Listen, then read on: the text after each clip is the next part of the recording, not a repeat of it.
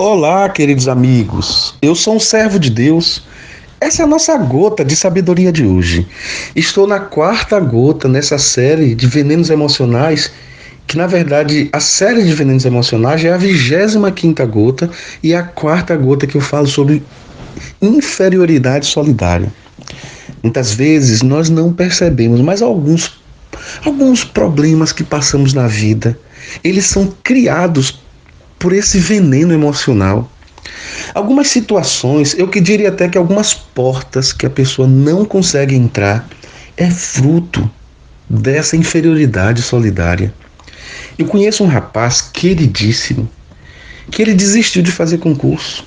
Ele dizia: não, isso não é para mim não, eu estudei a vida toda em colégio público, eu sou filho de pobre, eu sou filho de açougueiro. E começou a falar. E o dia o pai dele, que um açougueiro, mas um açougueiro com uma mentalidade curada. E o pai dele disse: não, você vai conseguir. E ele começou a fazer um determinado trabalho. Ele disse: não, meu pai, eu vou caminhar por aqui mesmo.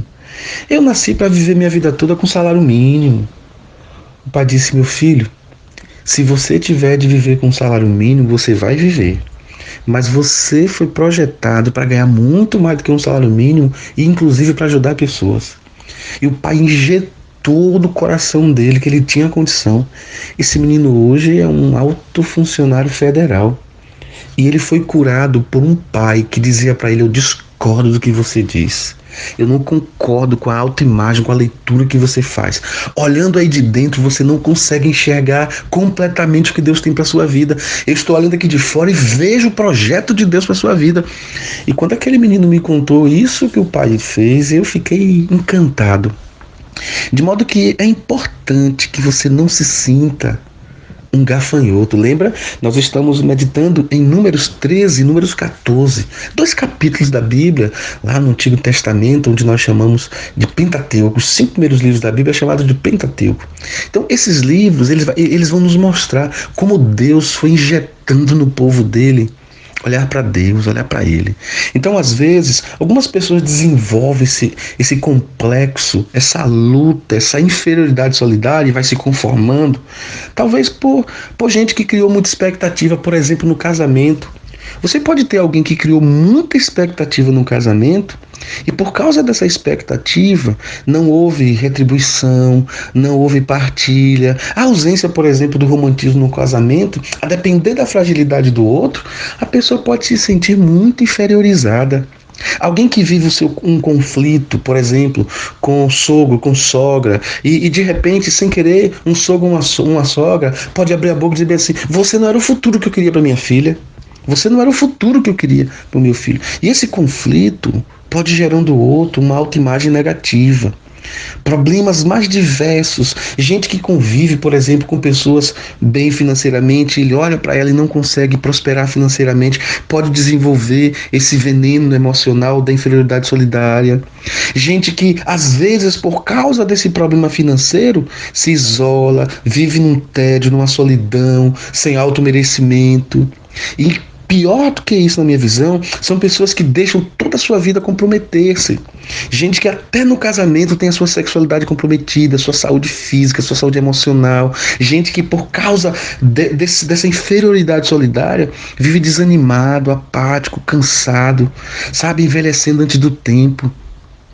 E aí eu digo do fundo do meu coração, quando nós não temos ouvido para ouvir a voz de Deus que diz que nós somos a imagem e a semelhança de Deus, nós vamos ter uma perda de potencial absurdo, um desvalor, uma imobilização. Então, quando uma autoimagem negativa ela invade o nosso ser, não apenas a minha mente é invadida, mas os meus sonhos são invadidos, meus projetos são invadidos, as pessoas que estão à nossa volta recebem um cardápio de alguém invadido. Nós somos assassinos dos nossos próprios sonhos.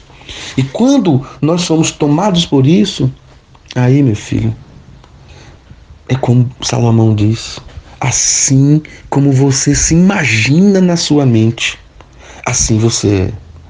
O que Salomão está querendo nos mostrar é que há um grande perigo de não recebermos de Deus aquilo que de fato nós somos e guardarmos isso no coração. Quando Salomão diz que na minha mente eu sou produtor daquilo que eu vou ser, Salomão está querendo dizer o seguinte: olha, comece a pensar diferente, comece a olhar diferente, comece a planejar o seu futuro de forma diferente. A Bíblia, ela é tremenda quando ela mostra o Salmo 23, por exemplo.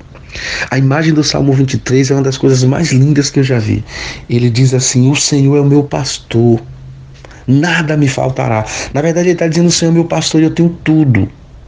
Assim como aqueles homens entraram naquela terra e destruíram a perspectiva do que Deus podia fazer, Josué e Caleb, eles entenderam que quem tem Deus tem tudo. Então Josué e Caleb, eles não se enxergaram como gafanhoto, eles se enxergaram como filhos de Deus.